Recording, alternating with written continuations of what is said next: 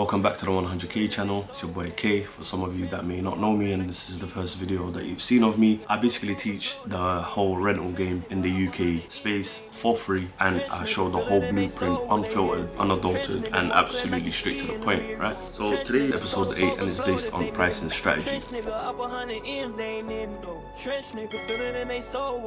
I'm not gonna make you wait till the end of the video to gain the value that you need. What I'm gonna say from the jump is undercut everyone. Yeah, that's correct. I'm gonna say it one more time for the people in the back that didn't hear. Undercut everyone. So for example, if Mr. Luxury Limited is charging for an E-Class £200 a day, you come into the game and charge £150 a day. Fair enough, you're losing the whole £50, but at the moment, you that's watching this video and just trying to gain this information is an absolute nobody. Sorry to say, but you're not where you wanna be. You're currently a nobody, but you're at the bottom of the hierarchy right now, and you wanna climb and get to the top one day, right? Just undercut. Maybe in 2-3 months, once you have a database of 30 renters, then you can start charging 200. Because if the first 15 people say no, I'm sure the next 15 people will say yes. Like usually people get used to, oh no, you've been £150 the whole time. Why are you kind of acting bougie on us and changing the prices? This is business. I gained your trust. I showed you that I can give you this car at this rate. Everything's smooth. My insurance is correct. My compliance is correct. My hire agreements are correct. And when you drive away and take this key from me, you're fully covered, and you know there's no liability in terms of, like, if you even were to, God forbid, to write off this car, you can sleep easy knowing maybe you might have to pay the excess or whatever it may be. But now for this service I'm providing, I want to charge a higher premium, just like the local market suggests, right?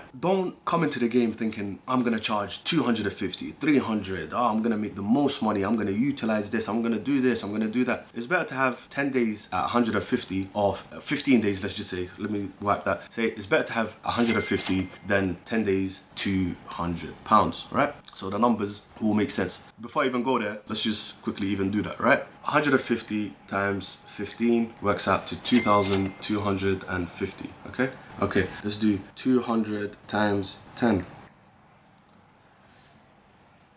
which is 2,000. So you're making an extra 250 because you're booking out more days, cheaper price, and you're making more money than a person that's potentially doing it at 200. He might not have as much of booking days, right? So go for this logic and kind of utilize the same method in terms of a weekly price, in terms of a monthly price, and in terms of if people want to take it quarterly, and sometimes you may get even clients that take it for a year plus. That's like a golden unicorn type of thing. I've done that previously in the past, but they pay on a monthly basis. They don't pay you the whole year up front, but you do get clients every now and then that will just take a car from you, no questions asked. They don't want to fill out forms. They don't want to go through finance or leasing applications. They don't want their personal data in terms of background checks and history checks. So just rather pay a premium price to know that they're getting a premium service, and the car, everything's insured, everything's sweet as it can be. So that's that. I don't want to obviously drag the video on longer than it needs to be, and that's just the basic principle of how to actually price your cars. And undercutting the market as a newcomer is absolutely key. A lot of people might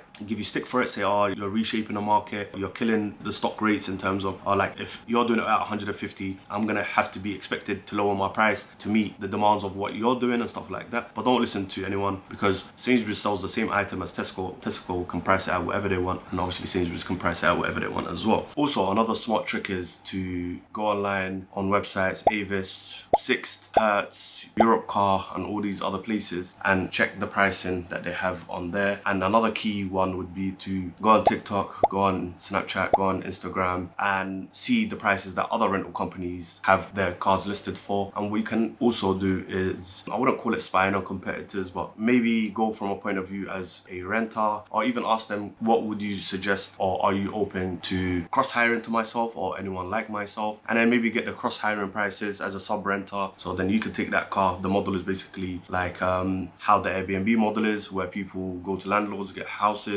they list it on Airbnb, or go to estate agents and then list it on Airbnb. So that kind of similarly works with rental companies. It's called cross-hiring. Some people call it sub-hiring or sub-renting. It's entirely up to yourself. And you can find out the prices from them. So then now you've got a wider spectrum of a pricing system, where you know the cross-hiring prices as a trade price, you know the prices as a renter, and you know the the prices of what you would charge now to your personal clients as well. So please don't forget, just do your research, and if you do need help, there's people like myself that are willing to give you the gems and give you the pricing lists. You can ask me for pricing lists and you can kind of work off that. If mine price is too cheap or too high, you could kind of satisfy your needs and what you want your business to be making as well. So please don't forget that as well. Yeah, so with that being said, the next episode will be based on contracts and how to have the correct rental agreements and the hire agreements between you and your renter, and how to protect your business in terms of moving forward. As usual, from me to you, love you boys, love you girls, and I'll see you